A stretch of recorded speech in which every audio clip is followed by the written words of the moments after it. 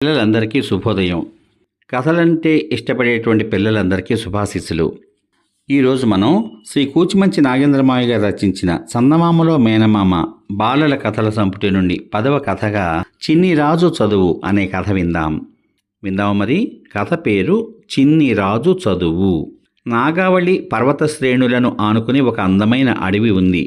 ఆ అడవిలో పెద్ద పెద్ద మర్రి, టేకు, మద్ది లాంటి వృక్షాలు ఉన్నాయి. మామిడి, నేరేడు, జామ, వెలగ లాంటి పండ్ల చెట్లు ఉన్నాయి.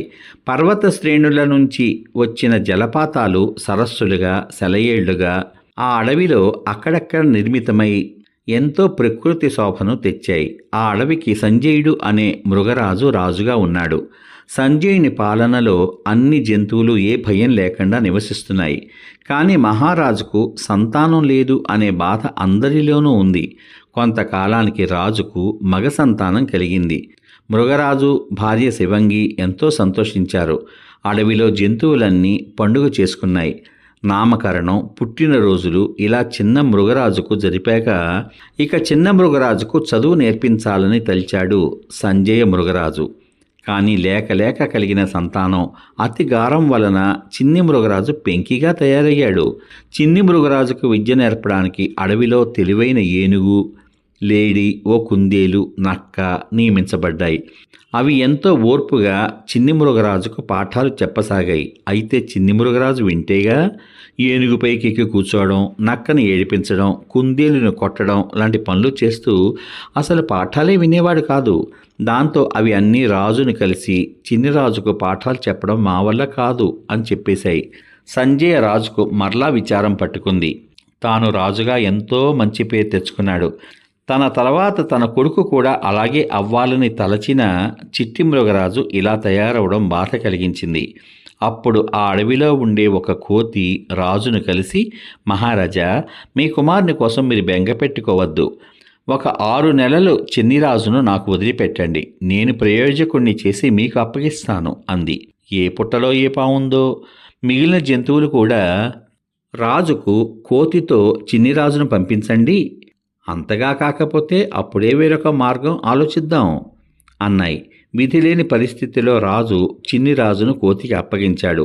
నువ్వా నాకు పాఠాలు చెప్పేది అన్నాడు చిన్నిరాజు. పాఠాలా మరేమన్నానా? నాకేమీ రావు. ఇక మీకు చెప్పేదే ఉంది. నేనలా అనకపోతే మిమ్మల్ని వేరొక అడవికి పంపే ఆలోచనలో ఉన్నారు మహారాజు. అందుకే ఇలా చెప్పాను. ఈ 6 నెలలు మనమిద్దరం ఆడుతూ పాడుతూ గడిపేద్దాం. తర్వాత అంది కోతి. కోతి మాటలు చిన్నిరాజుకు బాగా నచ్చాయి. రెండూ కలిసి అడవిలోకి వెళ్ళాయి. చెట్లు ఎక్కాయి, ఉయ్యాలలుగాయి, సరస్సుల్లో స్నానాలు చేశాయి. చిన్నిరాజుకి కోతి బాగా నచ్చేసింది. ఇలా వారంలో 6 రోజులు గడిచాయి. అప్పుడు కోతి, చిన్నిరాజా, మనం అప్పుడే 6 రోజులు ఆటపాటలతో కాలం గడిపేశాం. రేపు మహారాజు మా చిన్నిరాజుకు నువ్వేం నేర్పావు అంటే నేనేం చెప్పగలను చెప్పండి? నేనేమీ చెప్పలేదు అంటే నా నుండి నిన్ను దూరం చేసి వేరే అడవికి పంపేస్తారు. కనుక ఈ ఒక్కరోజు నేను చెప్పిన పాఠం విని రేపు అందరి ముందు చెప్పేయి. దాంతో ఈ గండం గడుస్తుంది. తర్వాత నుండి మళ్ళా మామూలే మన ఆటలు పాటలును అంది కోతి. కోతి చెప్పింది కూడా నిజమే అని తలచాడు చిన్నిరాజు. బుద్ధిగా కోతి నేర్పిన పాఠాలు నేర్చుకున్నాడు. పద్యాలు వల్లెవేశాడు. మరుసటి రోజు కోతి చిన్నిరాజుని తీసుకుని సభకు వెళ్ళింది. జంతువులన్నీ కోతి పని అయిపోయింది. ఈ వారం రోజులు అది చిన్నిరాజుతో ఆడిన ఆటలు పాటలు అన్నీ చూశాయి. పెద్ద పెద్ద గురువులు చెప్పలేంది తగుదునమ్మా అంటూ నేను పాఠం చెబుతానని తయారైంది అనుకున్నాయి. మహారాజు సంజయుడు చిన్నిరాజును పక్కన కూర్చోబెట్టుకుని, చిన్నా, నువ్వు ఏమేమి నేర్చుకున్నావు? మీ గురువు నీకేమేమి నేర్పారు అని అడిగాడు. ముందు రోజు నేర్చుకున్న పద్యాలను పాడాడు చిన్ని మృగరాజు. ఎవరైనా మీదకి వస్తే ఎలా తప్పించుకోవాలో చేసి చూపించాడు. మాటు వేసే వేటాడే పద్ధతులు చూపించాడు. శభాష్ అంటూ చప్పట్లు కొట్టాడు మృగరాజు. శభాష్ అంటూ చప్పట్లు కొట్టాడు మృగరాజు. కోతికి అనేక బహుమానాలు ఇచ్చాడు. మహారాజా, ఇది కొంత మాత్రమే. నాకు ఇచ్చిన 6 నెలల గడువులో మీ చిన్నిరాజును మీ అంతవాడిగా చేస్తాను అంది కోతి. మిగిలిన జంతువులు కూడా కోతిని ప్రశంసించాయి. అక్కడి నుంచి సెలవు తీసుకుని చిన్నిరాజును తీసుకుని సెలయేరు దగ్గరికి పోయింది కోతి. చిన్ని రాజా, ఈ చదువులతో విసుగొచ్చింది, పద కాసేపు ఆడుకుందాం అంది. రెండూ కలిసి బాగా ఆడుకున్నాయి. మళ్ళీ వారం తర్వాత ఈసారి చదువుకు 2 రోజులు కేటాయిద్దాం అంది కోతి. మరలా ఆ 2 రోజులు చదువులో పడిపోయాడు చిన్నిరాజు. మరలా రాజు దగ్గర సభలో ఈసారి రెట్టించిన ఉత్సాహంతో పాఠాలు వినిపించాడు. మహారాజు, అన్ని జంతువులు చిన్నిరాజుని కోతిని తెగ పొగిడాయి. చిన్నిరాజుకు చాలా గర్వంగా అనిపించింది.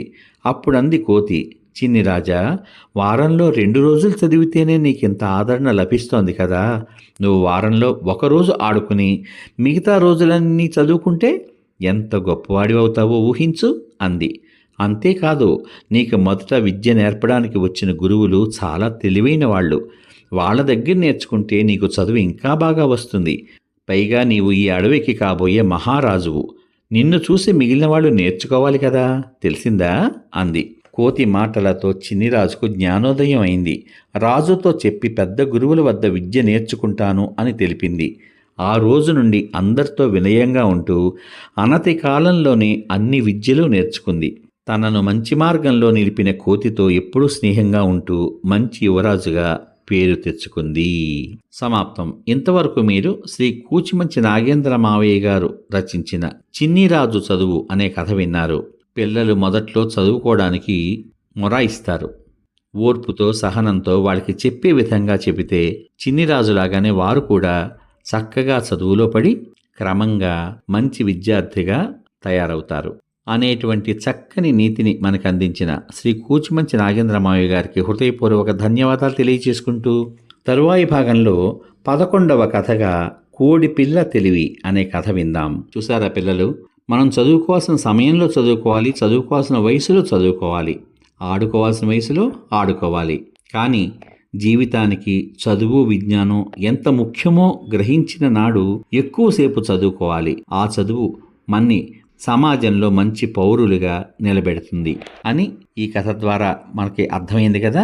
ఈ కథలో మీరు గ్రహించిన నీతి ఏమిటో వీడియో కింద చక్కగా కామెంట్ రూపంలో పొందుపరచమని కోరుకుంటూ ఈ కథను మీ స్నేహితులకు, బంధువులకు, మిత్రులకు అందరికీ షేర్ చేయమని మరోసారి మీకు తెలియజేస్తూ అంతవరకు సర్వే జనా సుఖినో భవంతు.